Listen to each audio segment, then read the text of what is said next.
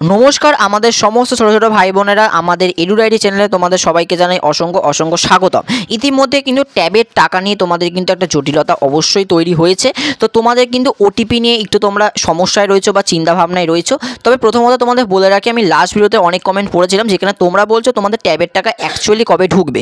তো প্রথমত তোমাদেরকে বলে রাখি যে ট্যাবের টাকা কবে ঢুকবে এই বিষয়ে কিন্তু কোনো রকম ওয়েস্ট বেঙ্গল গভর্নমেন্ট থেকে কোনো রকম নির্দেশিকা বা তোমাদের কোনো রকম ডেট কিন্তু পাবলিশ করা হয়নি।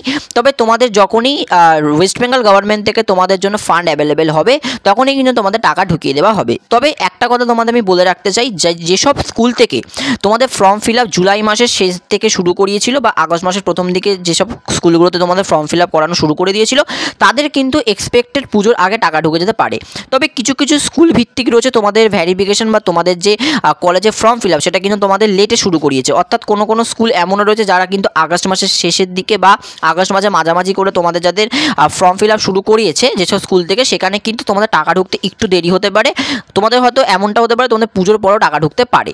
তবে যেসব বিদ্যালয়গুলো তোমাদের অনেক আগে থেকে ফর্ম ফিল আপ করানো শুরু করে দিয়েছে সেই সব স্কুলের ক্যান্ডিডেট বা সেই সব স্কুলের স্টুডেন্টদের কিন্তু টাকা আগে ব্যাঙ্ক অ্যাকাউন্টে ক্রেডিট হবে। তবে তোমাদের একটা করণীয় আমি অবশ্যই বলে রাখছি যে তোমাদের একটা ওটিপি ভেরিফিকেশন এবং স্টুডেন্ট কোড দুটো বিষয় নিয়ে তোমাদের মধ্যে একটা কিন্তু ডাউট বা কোয়ারি রয়েছে। সে সমস্ত ডাউট এবং কোয়ারি তোমাদের আমি এই ভিডিওর মাধ্যমে দিয়ে ক্লিয়ার করবো। তো ভিডিওটা বেশি বেশি করে দেখতে হবে, লাইক শেয়ার অ্যান্ড কমেন্ট করতে হবে আর অতি অবশ্যই চ্যানেল সাবস্ক্রাইব করতে হবে। তো চলো ভিডিওটা এখানে শুরু করা যাক। তো প্রথমেই আমি আলোচনা করব তোমাদের যে স্টুডেন্ট কোড, এই ব্যাপারটা তোমাদের সাথে আমি প্রথমে আলোচনা করি। দেখো প্রথমত প্রত্যেকটা ছাত্রছাত্রীর ফোনে কিন্তু স্টুডেন্ট কোড একটা যাবে। যে স্টুডেন্ট কোডটা তোমাদের কখন জেনারেট হয়, যখন তোমাদের স্কুল থেকে ফর্মটা দেওয়া হয় এবং ফর্মটা তোমরা ফিল আপ করে দেওয়ার পর তোমরা যখন স্কুলের হেডমাস্টার বা হেডমিস্ট্রেসকে দিয়ে দিলে তখন তোমাদের ফর্মের মধ্যে থাকা যাবতীয় ডিটেলস, তোমাদের ব্যাঙ্ক ডিটেলস, তোমাদের আধার নাম্বার, সমস্ত যা যাবতীয় তথ্য সেটা কিন্তু তোমাদের হেড অফ ইনস্টিটিউশন থেকে বা তোমাদের স্কুলে যে হেডমাস্টার বা হেডমিস্ট্রেস রয়েছে তারা কিন্তু সেই ডিটেলসগুলো কিন্তু বাংলার শিক্ষা পোর্টালে কিন্তু তারা আপলোড করে। এবং তারা যখনই তোমাদের বাংলার শিক্ষা পোর্টালে তোমাদের সমস্ত ডিটেল আপলোড করে দেয় তখন কিন্তু আলাদা করে তোমাদের প্রত্যেকটা স্টুডেন্টের জন্য একটা আলাদা করে কিন্তু স্টুডেন্ট কোড ক্রিয়েট হয়। যে স্টুডেন্ট কোডটা কিন্তু তোমাদের যে রেজিস্টার্ড মোবাইল নাম্বার তোমরা যেটা ফর্মের মধ্যে দিয়েছিলে সেই রেজিস্টার্ড মোবাইল নাম্বারে কিন্তু তোমাদের সেই স্টুডেন্ট কোডটা যায় এবং তোমাদের সেই স্টুডেন্ট কোডটা কিন্তু অতি আবশ্যক তোমাদের কিন্তু রেখে দিতে হবে। এবং একটা কথা বলে রাখছি, তোমাদের কিন্তু স্টুডেন্ট কোডটা দিয়ে তোমরা কিন্তু পরবর্তীতে লগ ইনও করতে পারবে। কোন ক্ষেত্রে সেটা তোমাদের আগে বলে রাখি। দেখো স্টুডেন্ট কোডটা হচ্ছে একটা কিন্তু তোমাদের জেনারেটেড কোড। এই জেনারেট কোডটা কিন্তু তোমাদের রেখে দেওয়া বা মনে রাখাটা অত্যন্ত জরুরি। তার কারণটা হচ্ছে তোমরা যে সমস্ত ডিটেলস তোমরা যেগুলো তোমাদের ফর্মের মধ্যে দিয়েছিলে পরবর্তীকালে যদি এমনটা হয় যে তোমাদের আধার নাম্বার মিসম্যাচ খেয়ে গেছে বা কোনো রকম তোমাদের ব্যাংকের ডিটেলস ঠিকঠাকভাবে মিলছে না বা এমনটাও হতে পারে যে তোমাদের হয়তো ব্যাঙ্ক অ্যাকাউন্টের সাথে তোমার আধার নাম্বারের লিঙ্ক নেই বা তোমাদের ব্যাঙ্ক অ্যাকাউন্টের সাথে কেওয়াইসি করা নেই, সেক্ষেত্রে কিন্তু তোমাদের পরবর্তীকালে কিন্তু ন্যাশনাল পেমেন্ট কর্পোরেশন দ্বারা বা অর্থাৎ এনপিসিআই দ্বারা তোমাদের কিন্তু পেমেন্টটাকে কিন্তু আটকে দিতে পারে। অর্থাৎ তোমাদের যা যাবতীয় ডিটেলস তোমরা দিয়েছিলে সেগুলো কিন্তু তারা স্যাংশন নাও করতে পারে।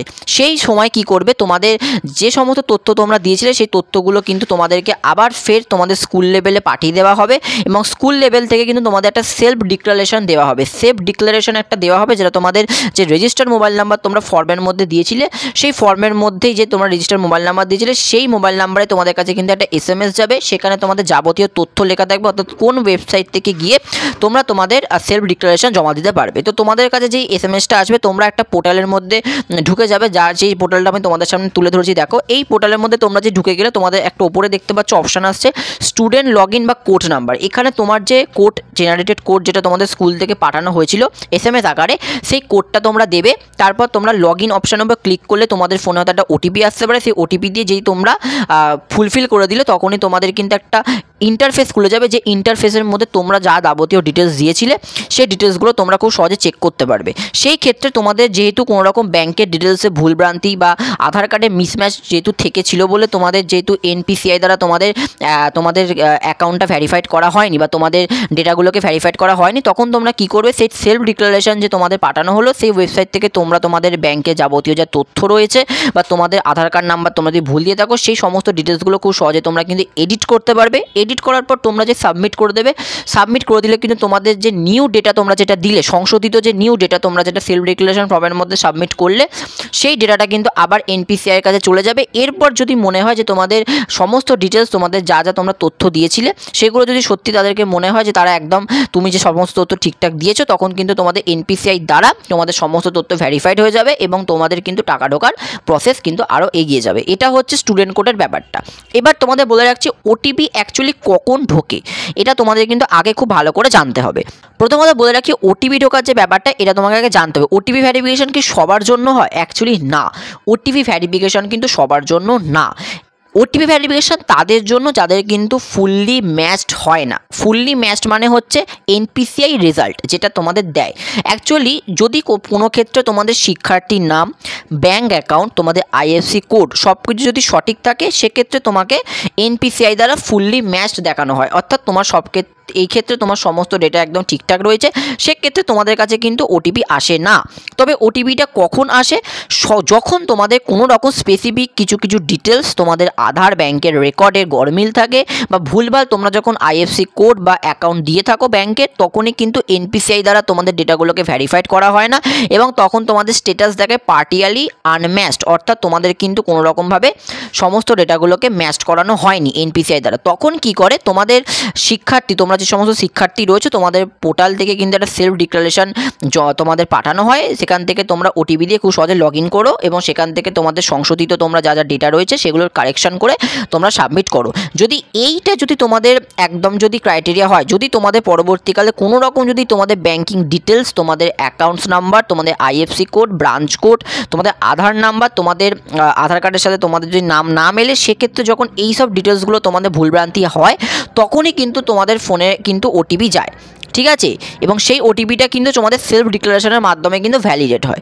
আশা করছি তোমরা এই ডাউটটা ক্লিয়ার করতে পারলে। অর্থাৎ তোমাদের ফোনে যাদের ওটিপি যায়নি বা ওটিপি ভ্যারিফিকেশান হয়নি তারা কিন্তু তোমরা নিশ্চিন্তে থাকো, তোমাদের কিন্তু সমস্ত ডেটা তোমরা ঠিকঠাক দিয়েছিলে বলে তোমাদের ফুল ম্যাচড হয়ে গেছে এনপিসিআই দ্বারা, তোমাদের সমস্ত ডেটা একদম ঠিকঠাক রয়েছে, তোমরা কিন্তু আগে টাকা পাবে।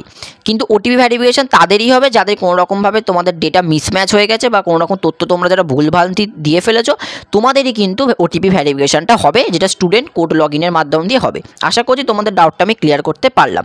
অর্থাৎ ওটিপি ভ্যারিফিকেশন নিয়ে তোমাদের চিন্তা করার কিন্তু কোনো রকম বিষয় নেই। তোমাদের যাতে কোনো রকম ওটিপি আসেনি, শুধুমাত্র স্টুডেন্ট কোড নাম্বারটা এসেছে, তোমরা নিশ্চিন্তে থাকো, তোমরা কিন্তু অবশ্যই খুব তাড়াতাড়ি টাকা পেতে চলেছো। এবং যাদের এমনটা হয়ে যাবে যাদের স্টুডেন্ট কোডও ঢুকেছে এবং তোমাদের কাছে একটা সেলফ ডিক্লারেশন তোমাদের একটা মেসেজ হয়ে যাচ্ছে, তারা কিন্তু তোমরা আগে সেলফ ডিক্লারেশনটা জমা দেবে। তো কারণ তোমাদের সেলফ ডিক্লারেশন মেসেজ আসা মানে তোমাদের নিশ্চয়ই কোনো রকম তথ্যে ভুলভ্রান্তি ছিল, সেই জন্য কিন্তু তোমাদের এই মেসেজ এসেছে। তো তোমাদের কিন্তু সেলফ ডিক্লারেশন জমা দেওয়ার পর তারপর তোমাদের এনপিসিআই দ্বারা সমস্ত তথ্য যাচাই হওয়ার পর তোমরা কিন্তু টাকা পাবে। তবে একটা কথা আমি বারবার বলছি, টাকা কবে পাবে এটা সম্পূর্ণটা নির্ভর করে কিন্তু পশ্চিমবঙ্গের সরকারের ওপর। আশা করছি তোমাদের সমস্ত ডাউট আমরা ক্লিয়ার করতে পেরেছি, তাই একটু অপেক্ষা করো। আশা করছি তোমাদের সবার টাকা কিন্তু ব্যাঙ্ক অ্যাকাউন্টে ক্রেডিট হবে। তো আজকের জন্য ভিডিওটা এটুকু। যারা ভিডিওটা দেখলে অসংখ্য ধন্যবাদ।